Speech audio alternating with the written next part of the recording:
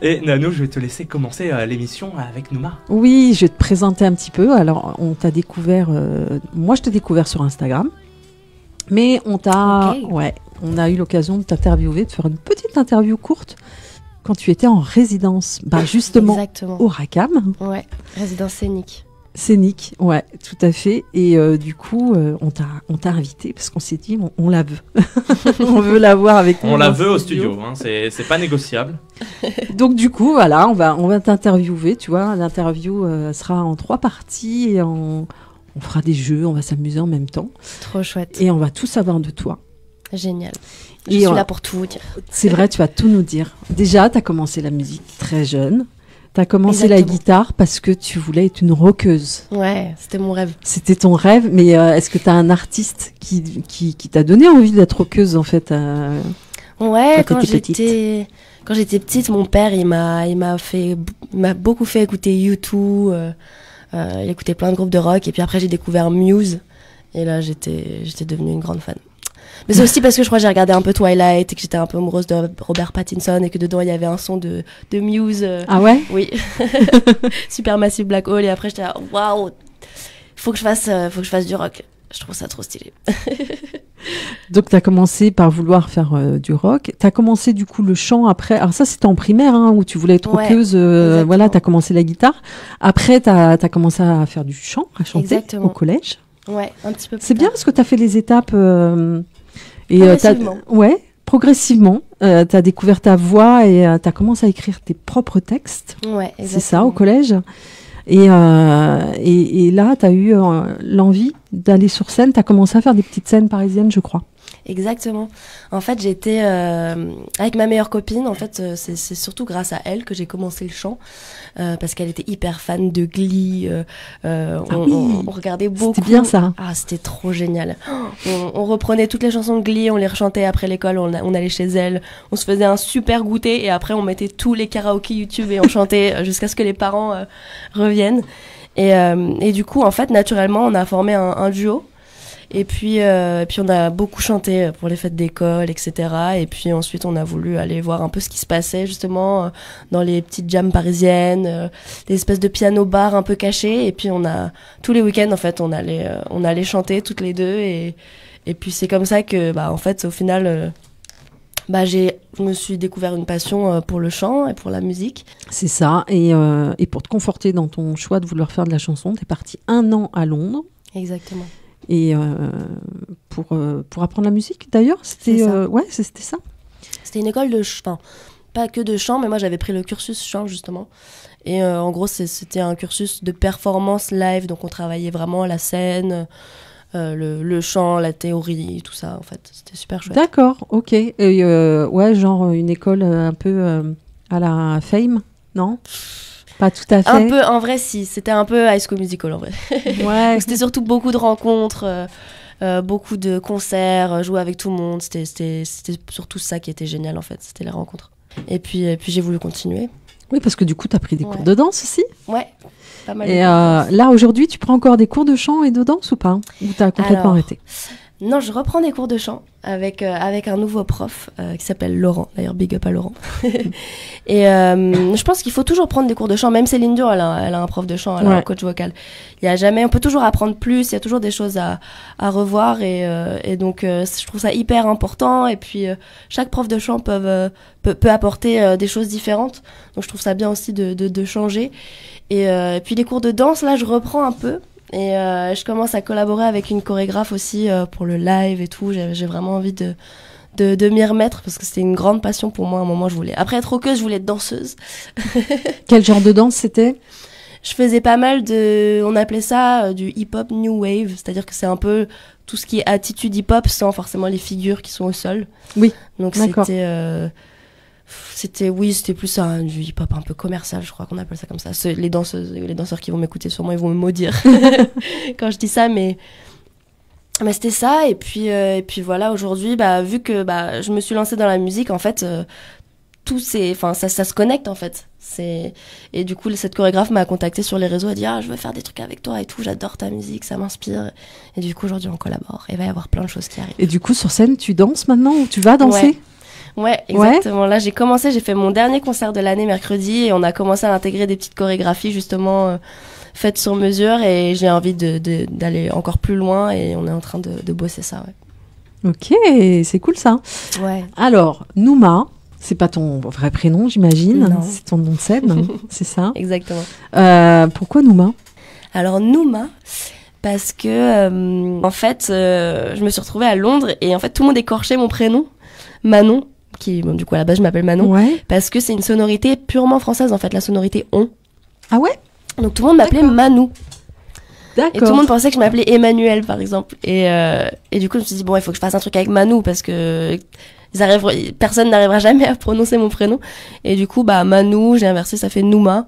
Et puis, je me suis rendu compte que c'était aussi un anagramme de human, du coup. Ah ouais, oui, c'est vrai. Ouais. Donc, je sais pas, je trouve que ça apporte quelque chose. C'est chouette. Bon, en tout cas, c'est... comment dire? Il n'y a que toi, j'en connais pas d'autres. Donc des Nouma? Ouais. Alors, je crois que si, il y a une marque de vêtements pour enfants. Ah ouais, peut-être. Qui s'appelle Nouma. Ok. Quand on tape sur Google, on voit des... Mais en tout cas, en tant qu'artiste, je crois que tu es la seule. Je suis la seule Nouma. Ouais. Donc, sur les réseaux sociaux, tu n'as pas eu de soucis, on te trouve facilement. Ce qui n'est pas le cas de tous les artistes. Des fois, il y en a, on galère à trouver, vraiment. Ton style musical, comment tu le définirais? Ça, c'est toujours la question hyper dure. Et à chaque fois, parce que je sais que là, je postule à beaucoup de tremplins, beaucoup de concerts et tout, et à chaque fois, on me le demande, et à chaque fois, je mets un truc différent, quoi.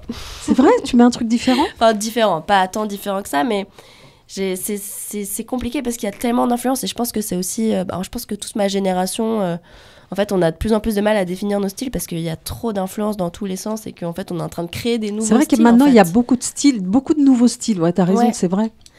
Et du coup, je pense que je le définirais quand même comme de la pop slash chanson, parce que j'aime beaucoup écrire. Enfin, je mets un point d'honneur sur l'écriture et sur les structures de mes chansons. Après, il y a un côté assez alternatif avec des influences en fait R&B, hip-hop, presque folk aussi parfois. Il y a beaucoup d'influences et même parfois rock. À la fin de mon EP, il y a une outro full rock. Donc je dirais pop chanson alternative. Pop chanson alternative. Ouais. Ok. T'es vachement bien entourée en fait. T'as une super équipe, d'après ce que j'ai vu. J'aimerais bien que tu nous la présentes, cette équipe. Ah, c'est une équipe incroyable. Alors, le noyau de l'équipe, elle se constitue du coup de Olivia Martin, qui est ma manageuse, et qui me fait l'honneur aussi de jouer avec moi sur scène. Elle m'accompagne sur scène parce que exactement, parce qu'à la base elle est percussionniste dans le classique et contemporain. Du coup, en fait, on a une formation en duo, et donc elle m'accompagne avec une espèce de comment dire, elle a un setup hybride électronique organique avec des éléments de percussion, de batterie et un SPD SX, je vais y arriver.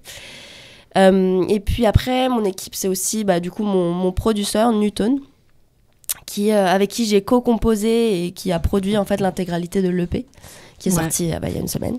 Oui. Et après, voilà, nous on a monté notre label associatif qui se constitue de plusieurs artistes, et en fait on s'entraide vachement sur nos projets respectifs. Il y en a qui font de la vidéo, moi je sais que je suis plus sur le rédactionnel, donc en fait on s'entraide sur nos projets beaucoup, et puis on est toujours ensemble en fait. On est toujours ensemble. Et vous vous êtes rencontrés à quel moment en fait? Quand t'es rentrée de Londres peut-être, ou même peut-être là-bas?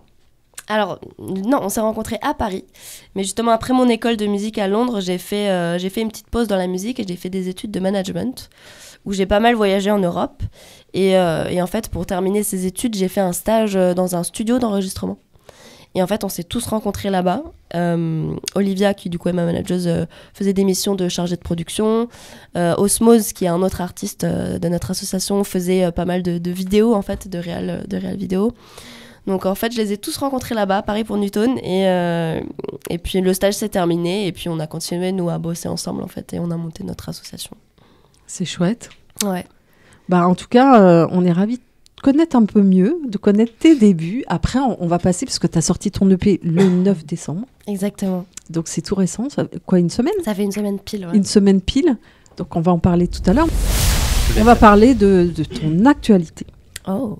Alors, tu as déjà sorti 3 singles en moins d'1 an. Exactement. C'est quand même vachement bien. Et là, ton EP, encore un peu. C'est le nom de l'EP, encore un peu. Il est sorti le 9 décembre. Alors, est-ce que tu peux nous parler de cette EP? Comment s'est passée la sortie? On veut tout savoir. Alors, cette EP, il est assez symbolique pour moi parce que c'est un peu les premières chansons que j'ai écrites en français. Et c'est les premières chansons où je me suis dit, ok, en fait, c'est ça que j'ai envie de faire. J'ai envie de les produire, j'ai envie de les sortir, j'ai envie que... Enfin, je trouvais qu'elle me ressemblait, quoi, parce que j'en avais déjà écrite pas mal auparavant. Et puis c'est toujours pas compliqué, mais délicat de trouver l'équipe qui fonctionne, le producteur avec qui ça match et tout. Et puis j'ai eu cette chance-là de rencontrer, je pense, la bonne équipe au bon moment, il y a un an et demi. Et en fait, on a commencé à bosser ensemble directement dès qu'on s'est rencontrés. Et puis là, ça faisait 1 an qu'on produisait cette EP. Et donc il est là, il est dispo depuis 1 semaine et j'étais trop contente. En fait, pour la sortie, j'ai fait la fête avec mes amis et mon équipe en fait. Et on prépare un petit concert, une petite release party pour 2023 pour fêter ça avec tout le monde. Mais voilà, tout sera annoncé sur mes réseaux. Quels sont les sujets que tu abordes dans cette EP, dans les différentes chansons? Il y a 6 titres, hein, c'est ça? Il y a 6 titres, ouais. C'est ça. Est-ce que tu as des sujets particuliers qui te tiennent à cœur, que tu abordes? Carrément. C'est un peu l'EP de mon passage à l'âge adulte, de mes questionnements par rapport au fait que je devenais une femme, que je savais pas trop ce que c'était que devenir une femme. Maintenant, ça veut dire plein de choses. Et puis le fait de me chercher, en fait. De chercher aussi ce que je voulais faire dans la vie. J'avais un peu cette pression-là et je pense que cette génération-là, on a aussi beaucoup cette pression de savoir, en fait, de trouver sa place dans cette société et de faire quelque chose qui ait du sens. Et donc voilà, j'ai longtemps hésité à me lancer dans la musique parce que à un moment je savais pas si ça avait vraiment du sens pour moi. Bon, finalement je me suis lancée.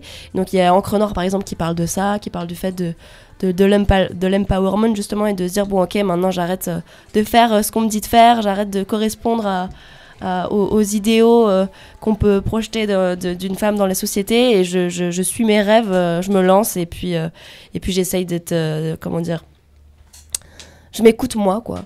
Et donc je parle de ça, je parle de mes relations aussi amoureuses, beaucoup, puis je parle de la relation aussi au corps, voilà, comme je disais, devenir une femme, réussir à s'accepter, et puis être un peu sa meilleure amie, être la personne qui va se soutenir, et donc voilà, plein de questionnements sur ce passage à l'âge adulte. Est-ce qu'il y a un titre qui a été plus difficile pour toi à écrire? Ça, c'est une bonne question. Merci. J'adore toujours des questions très intéressantes. Plus difficile à écrire, c'est trop drôle.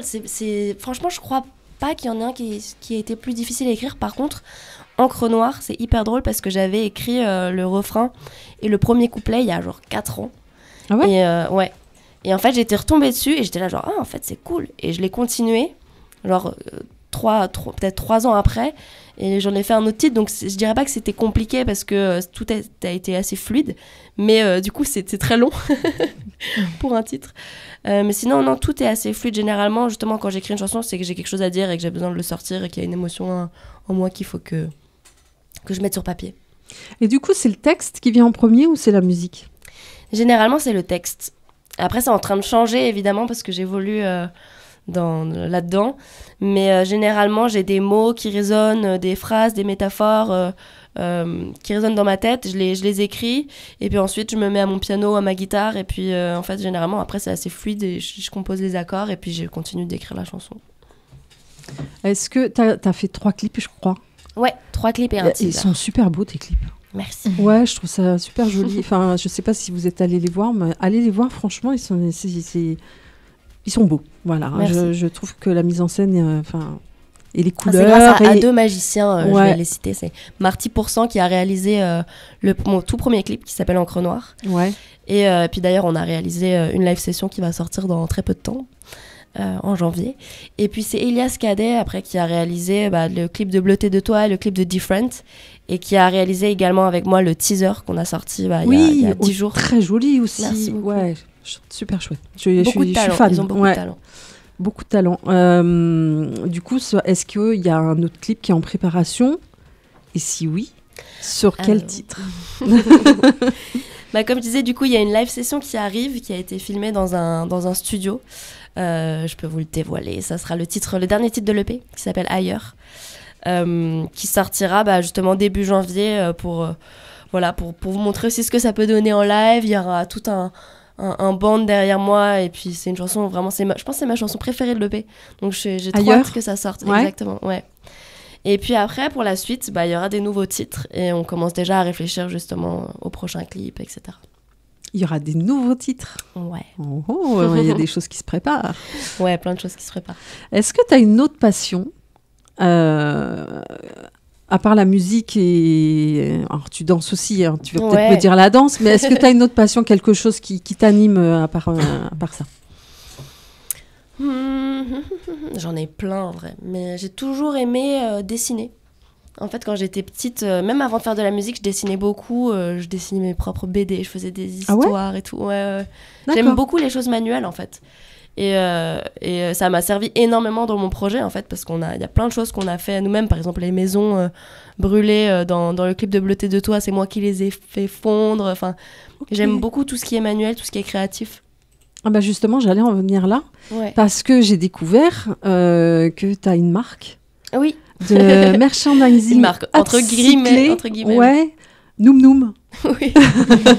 J'ai trouvé ça très drôle. Du coup, tu peux nous expliquer le concept du merchandising, mon anglais, upcycling. Voilà. Alors déjà, Noum Noum, parce que c'est ma manageuse qui m'a donné ce surnom, et je trouvais ça trop chouette. Et du coup, je me suis dit, bon, si un jour j'ai une marque, je l'appellerai Noum Noum, c'est sûr. Et en fait, ça colle un peu aussi avec mes engagements écologiques. Parce que justement, je voulais, ça me tient à cœur de faire du merch et de pouvoir proposer des choses aux personnes qui me suivent. Mais je voulais faire ça d'une manière que ça ne pollue pas trop et que ça surconsomme pas, parce qu'on est toujours dans la surconsommation. Donc en fait, pour mon premier single, j'étais allée chiner des vestes en jean dans des friperies, et puis ensuite on appelle ça de l'upcycling. C'est quand on réutilise des vêtements qui utilisent déjà, c'est différent du recyclage, c'est ça? Exactement. Ouais. Et en fait, on les pimpe. Oui, tu les transformes un peu, en fait, c'est ça, oui. Exactement, mais c'est à partir du coup de matériaux qui existent déjà. Oui. En fait, on fait pas fabriquer des vêtements ou quoi. Donc j'avais proposé une petite ligne, une série de vestes limitées, du coup, que j'avais appelé Noum Noum Jackets, et que j'avais vendu à ma première soirée. J'avoue, ça n'avait pas trop marché, mais je garde cette idée pour la suite. Et je les avais pimpées, et voilà. Mais du coup, j'aimerais bien continuer ça. Ouais, parce que est-ce qu'on peut trouver du coup ces articles, enfin, comment on peut se les procurer si on a envie Alors, on va ouvrir prochainement une petite boutique en ligne. Pour l'instant, je les vendais en fait sur place, parce que j'organise beaucoup de concerts et des soirées concept à chaque fois que je sors un titre ou un projet.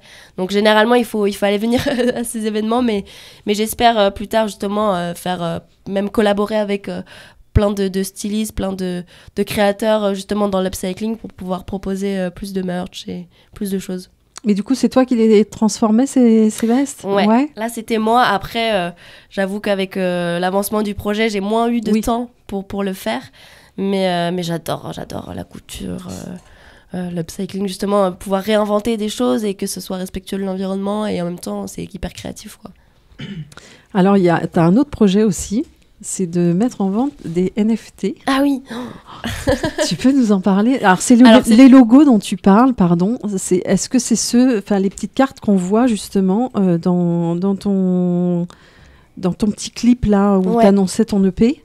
Exactement. C'est ça? Ok. Alors, on aimerait mettre ça en place pour la suite, mais en effet, l'idée c'était d'avoir un NFT par logo, parce que du coup, chaque titre de mon EP correspond à un petit logo qu'on retrouve un petit peu partout dans mes clips, dans mes visuels, sur mon logo même, Nouma, ils y sont tous. Et on aimerait en tout cas créer des espèces de petites... En fait, des NFT, c'est des... comment dire, des œuvres d'art dématérialisées. Oui, c'est ça. Et puis l'idée c'était de faire 6 œuvres d'art qui correspondaient au logo et de pouvoir justement mettre une partie des bénéfices à une association écologique et environnementale.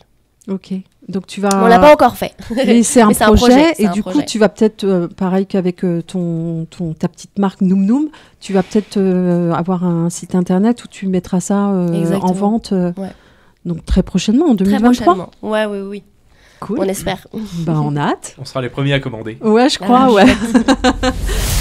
On va passer sur la partie projet. Ouais. Dis-moi tout. Alors, tu as une live session qui est prévue le 9 janvier 2023. Exactement. Donc, tout juste un mois après la sortie de ton EP. Ouais. C'est fait exprès d'abord? Oui. Enfin, oui et non. Après, il y a les fêtes et tout. Ouais. Donc, mais c'est bon, pile poil. Mais bon, oui, on voulait faire un mois après. Voilà, on voulait savoir ce qui est prévu, comment ça va se passer. Alors du coup, ça va être une vidéo qui va être postée sur ma chaîne YouTube. Et c'est un enregistrement qu'on a fait, on l'a enregistré et filmé en juin déjà. Donc ça remonte un peu. Ouais. Et c'est vraiment en live, genre y a pas on n'a pas refait les voix derrière, c'est un plan séquence que vous découvrirez, que j'aime beaucoup. Et puis il y a plein d'invités, plein de musiciens trop chouettes. Et j'ai hâte que vous la découvriez. C'est juste sur ta chaîne YouTube? Oui, sur ma chaîne après, YouTube. On va repartager sur les réseaux. Oui, voilà, c'est évidemment. ce que j'allais dire. On va la trouver sur les réseaux. Oui. Est-ce que tu as d'autres projets qui sont à venir? Oui. Est-ce que tu peux nous en parler? Est-ce que tu peux nous dire? Carrément. Alors, on va sortir, je peux vous le dire, hein, on va sortir une réédition de l'EP. Ouais. Début mars, où il y aura 4 titres en plus, 4 titres acoustiques. Donc il y aura 2 titres exclusifs et puis 2 titres de l'EP qu'on va refaire en acoustique, en guitare-voix et en piano-voix. Donc voilà. Ok. Et est-ce que tu as des scènes de prévues là sur 2023? Est-ce que tu as déjà des dates? Est-ce que tu as des festivals qui se pointent là comme ça? Est-ce que tu as des infos que tu peux nous donner? Ouais, j'ai déjà quelques dates de prévues pour 2023. Je vais avoir une date à la Cave, qui est une salle à Argenteuil. Je crois que c'est le 15 avril. Grâce au dispositif Radar qui m'accompagne cette année. C'est une salle qui est trop chouette et l'équipe est trop sympa et donc je suis hyper contente et j'ai hâte de faire ce concert. Après j'en aurai une autre avec un autre dispositif qui s'appelle Ladies on Stage qui sera à l'EMB Sannois le 5 mai. Et puis j'aurai un petit festival aussi en février, mon premier concert / mon premier festival hors de... qui sera à Trélazé, je crois que c'est vers Angers.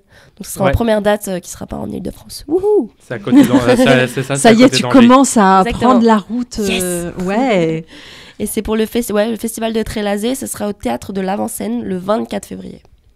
2023. 2023. Ouais, donc c'est ta première date sur 2023. Alors juste avant, on va sûrement faire. Alors on n'a pas encore la date précise, mais on va organiser une release party pour. Qui réunira justement l'EP et la réédition, donc ça sera soit fin février, soit début mars. Et ce sera sur la région parisienne? Ce sera à Paris, ouais. À Paris même? Ouais, à Paris. Ouais. Et toutes les infos seront communiquées. Sur les réseaux. Exactement. Et sur les réseaux, on te trouve partout, Nouma, N-U-M-A-H, facile. C'est ça, ouais. Avec 2 tirets du bas, 2 tirets du 8. Du 8, ouais. Oui, c'est ça. Est-ce que tu as une scène, en France ou à l'étranger, la scène qui te fait le plus rêver pour te produire? Ah là là. On parlait de l'accord, l'hôtel Accor Arena, mais est-ce que c'est celle qui te fait rêver? En vrai, oui, ça me fait rêver. Ça me fait rêver, mais j'ai envie de me dire, j'ai envie de passer par des choses plus intimistes avant de faire ça. Parce que j'ai envie de les atteindre, mais j'ai envie de découvrir les étapes un peu avant. Ouais. Je pense que ce serait l'Olympia. Ouais. Ah ouais. Quand même une salle mythique.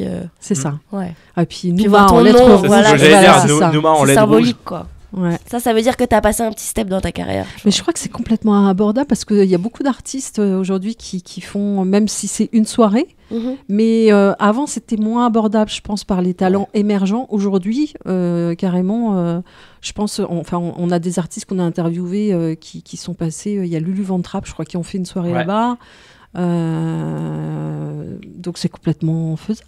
Lulu Van Trapp, c'est notre interview la plus drôle. Je remets en contexte. Carrément, ouais.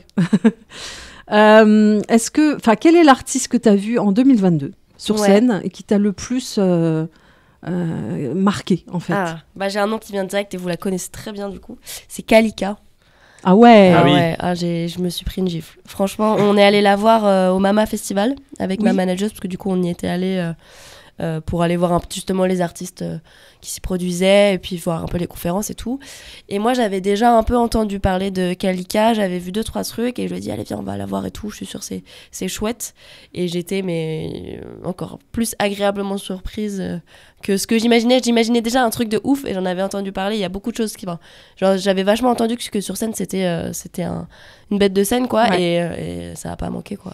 Je te comprends parce que nous aussi, on l'a vu au Racam, notre deuxième maison. Et on a pris une claque aussi. Ouais. Et en fait, ceux qui connaissent pas Kalika, allez la voir. Vraiment, ça vaut le coup. Ouais, son show, c'était en boîte de nuit, quoi. Tu t'éclates. Ouais. Elle danse en plus. Elle a des titres qui bougent beaucoup et qui sont hyper fédérateurs. Ouais, complètement. Ça reste dans la tête et moi, j'aime bien. Tu peux pas en ressortir. T'es obligé d'en ressortir changé. Exactement. Et en plus, c'est une personne très sympa. Nous, on l'a interviewée et franchement, on a adoré. Voilà. Donc, Kalika et Nouma. Si tu pouvais avoir un don ou un talent particulier, ce serait lequel? Là, ce qui me vient à l'esprit direct, ça serait de voler. J'adorerais voler. On parle dans les airs. Hein. Oui, pas voler. Je sais pas si c'est un don. Enfin, si c'est un don. Si, ça peut être un don. Ça peut être un don. Parce que je pense aux sensations fortes, aux paysages, à cette sensation un peu de liberté et tout. Ça c'est toujours un truc qui me faisait kiffer. Je comprends pas les gens qui disent j'aimerais bien lire dans les pensées des gens. Ah non, ça doit être l'enfer. Alors que voler, ça serait un kiff. Et puis c'est très écolo pour te déplacer. C'est très écolo. Et oui, ça rentre dans... oui, carrément. dans mes engagements. Et j'ai une dernière petite question. Dis-moi. Est-ce que ces presque 2 heures passées avec nous t'ont plu? Ah oui. Et est-ce que tu reviendras? Avec plaisir. J'espère revenir avec plus de petites histoires à raconter. Mais c'était trop sympa. Merci vraiment de m'avoir invité. C'est ma première radio en plus. C'est vrai? Ouais. On est super fiers, on est super ravis de t'avoir vu. Bon, l'émission n'est pas complètement terminée, mais en tout cas, il reste encore un petit quart d'heure. On était super contents de connaître presque tout de toi. Et on te souhaite plein de belles choses. Merci. Et te voir sur scène. J'ai hâte. Maintenant, pour nous, la prochaine étape, il faut qu'on te voit sur scène. Avec plaisir. Donc, avis aux salles, programmez Nouma. Elina, Bérangère.